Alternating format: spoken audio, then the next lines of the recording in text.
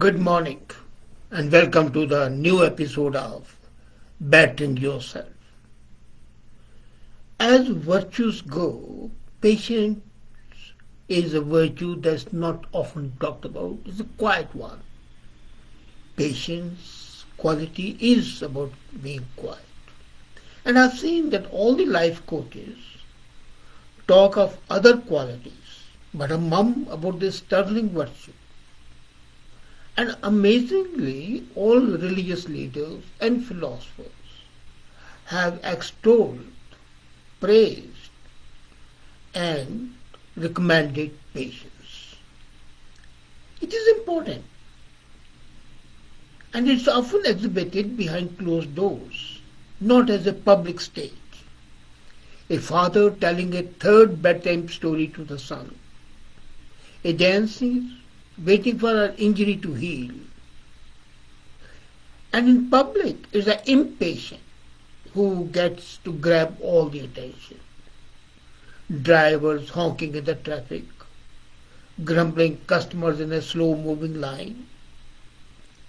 And we have epic movies exalting the virtue of courage and compassion. But have you ever seen a movie about patience? That would be a real snoozer. And what is patience? Having patience means being able to wait calmly in the face of frustration or adversity. Or anywhere there is frustration and adversity, nearly everywhere, we have the opportunity to practice it. Yes, patience is essential to daily life and might be key to a happy one. But do we ever realize it? Having patience means being able to wait calmly, anywhere, anytime. And we have the opportunity to practice it at home with our kids, at work with our colleagues, or at the grocery store with our population waiting patiently. And it can make a lot of difference between annoyance and equanimity, between worry and tranquility. As I said, the religions and the philosophers have been associating the virtue of patience with being a superior being. And the recent research studies have found, sure enough, good things really do come to those who wait. Milton said long back, they also serve who wait and watch. So some of these science-based benefits, along with the three ways to cultivate more patience, I'm going to talk about today. First thing is most important, don't forget, if you are patient, you enjoy better mental health. And this finding is probably easy to believe if you recall to mind the stereotypical impatient person like me, red face, head steaming. And sure enough, there was a study undertaken by Fuller Theological Seminary professor Sarah Shintka. And they said that the patient people, those people who practice patience, have less depression, less negative emotions. Perhaps they can cope better with upsetting and stressful positions. They also rate themselves as more mindful and feel more gratitude, more connection to mankind and to universe, and a greater sense of abundance. As a matter of fact, in 2012, Professor Shindkar sought to refine our understanding of patience.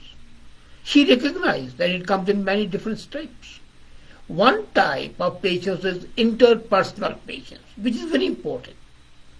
But it does not involve waiting, but simply facing annoying people with equanimity. You are face to face with an angry man, but you don't lose your cool. You keep calm.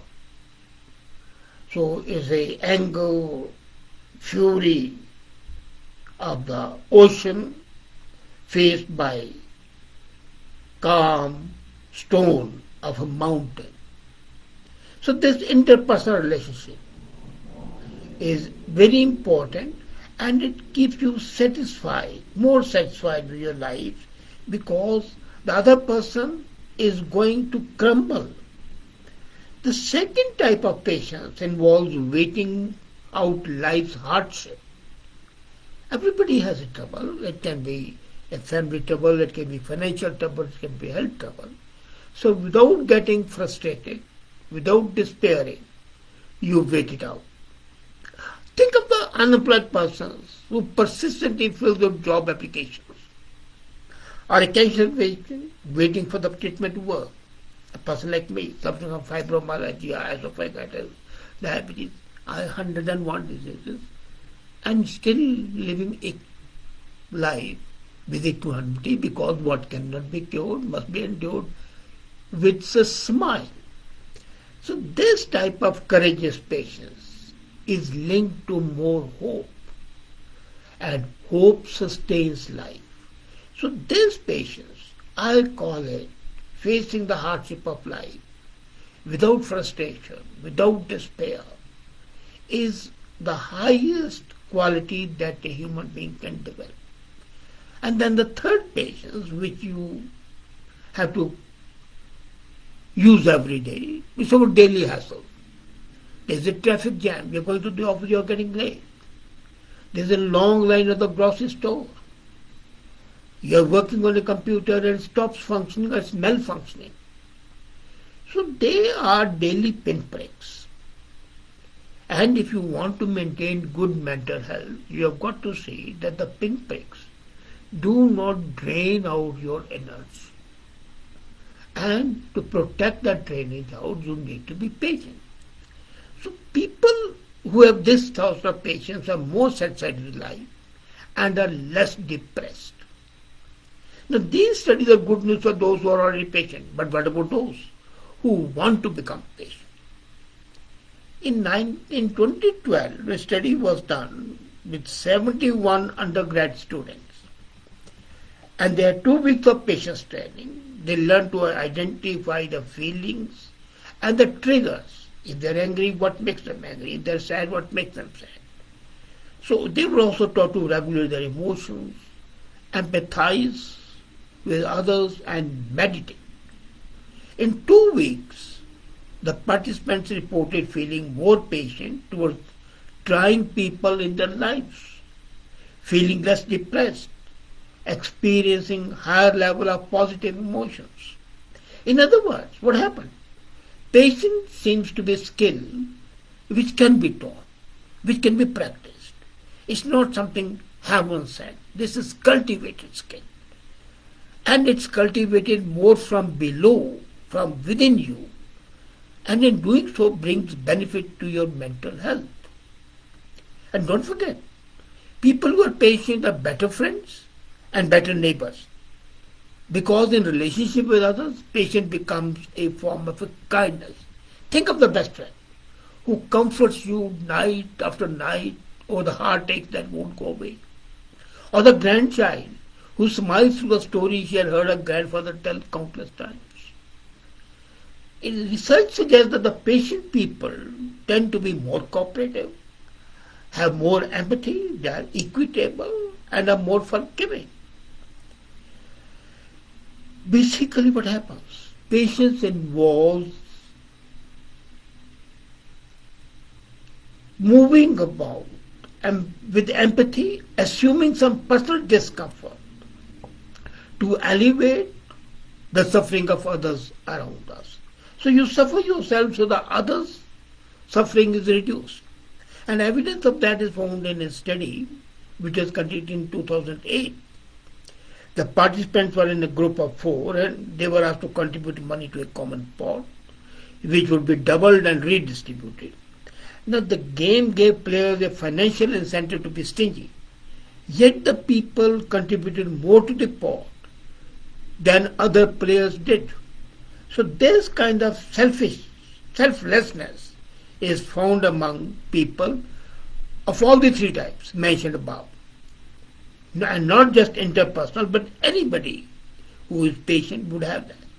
So what happens is that this quality of agreeableness, a personality trait characterized by warmth, kindness and cooperation, interpersonal relationship, makes people feel less lonely, less isolated. And because making and keeping friends with all their defects, with all their minuses, you take people as they are. Don't slip up. And when you accept people, it needs a healthy dose of patience.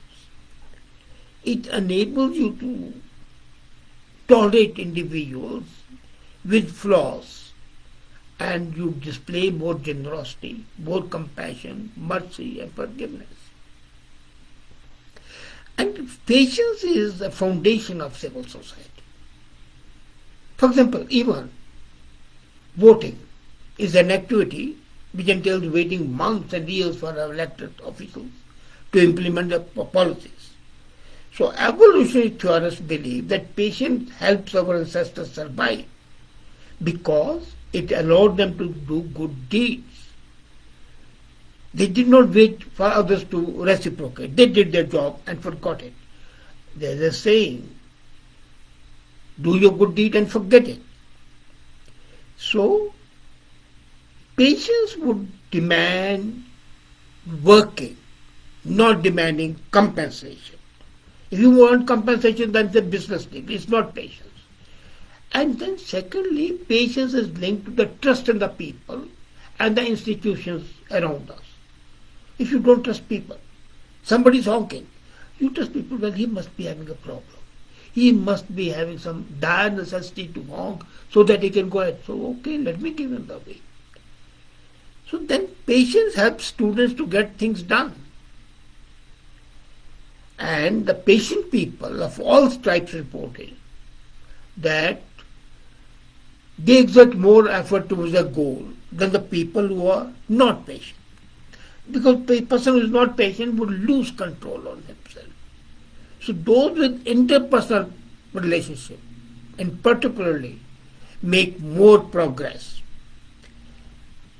And as I said earlier, patience is linked to good health, mental health and physical health. There is an emerging evidence that the patient people are less likely to report small headache problems like headache, acne, flare-up, ulcers, diarrhea. They take it as it is. Well, it's a part of living. Some diseases will come, some troubles will come. So they automatically enable their bodies to produce antibodies. Instead of rushing to the doctor on the drop of a hat, they say, okay, this is a minor, let it heal by itself. And people who exhibit impatience and irritability, and that is a characteristic of type A personality, tend to have more health complaints and they can't sleep. If patience can reduce your daily stress, it's reasonable to believe that it protects you from the damaging effect. So how to cultivate this? That's $1 million question. And it's not difficult. Let me tell you. Patience is a quality, as I said, which is cultivable. It can be developed. First is reframe the situation, any situation. There's a traffic jam. Then you can say, well, accidents happen in life. You can't help it. There's an accident. You can't start muttering, what nonsense people are. Why can't they drive carefully? Even you can be in that situation. So, feeling impatient is not just an automatic emotional response. It involves conscious thoughts and beliefs. If, for example, you are going to have a meeting, a colleague is late for the meeting, you can fume saying he has no respect for time, he is unpunctual. But you can utilize those extra 15 minutes as an opportunity to get some reading done. Patience is reframing the situation and it's linked to self-control.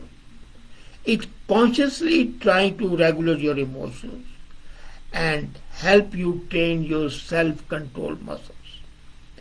So, first is the reframing. The second is mindfulness. It was seen that the kids who did a 6 month mindful program became less impulsive and were willing to wait for a reward. And mindful practice is not difficult, taking a deep breath, looking out of the window, connecting with nature, diverting your attention from the situation which causes you anger. That's mindfulness.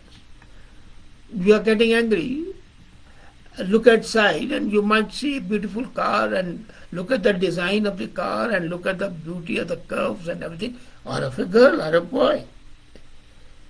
So, when you divert your attention, you develop automatically an antipathy to anger, and that develops patience. And the third is practice gratitude. Adults who feel grateful are always better at patiently delaying gratification. The difference between gratification and gratitude you have to understand. You don't need gratification. You need to feel gratitude. When giving a choice between getting an immediate cash reward or waiting for a year for a larger windfall, less grateful people caved in once the immediate payment is offered. And the grateful people would hold out. So this is something which has been researched and it has been seen that impatient people want to grab. A bird in hand is worth two in bush. That's what they say. And that is stupid. Because you're losing sight of the higher goal.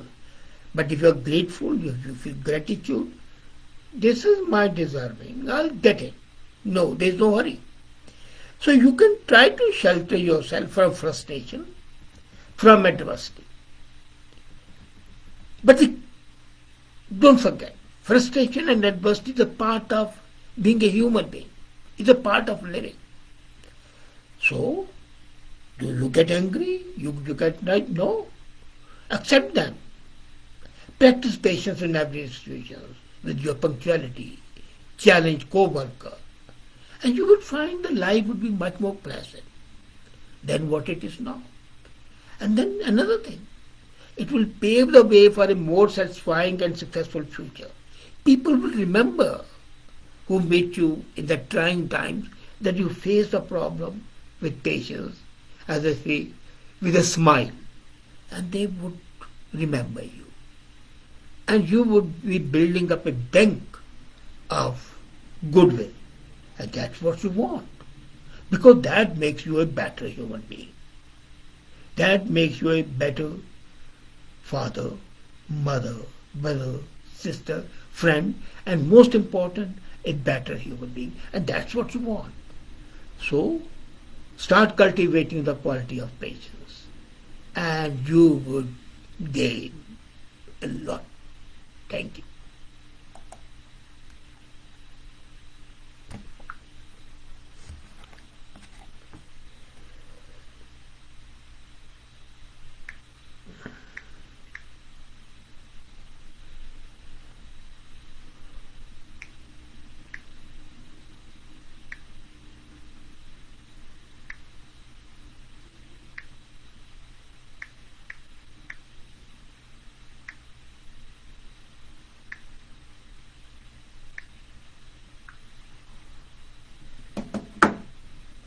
I don't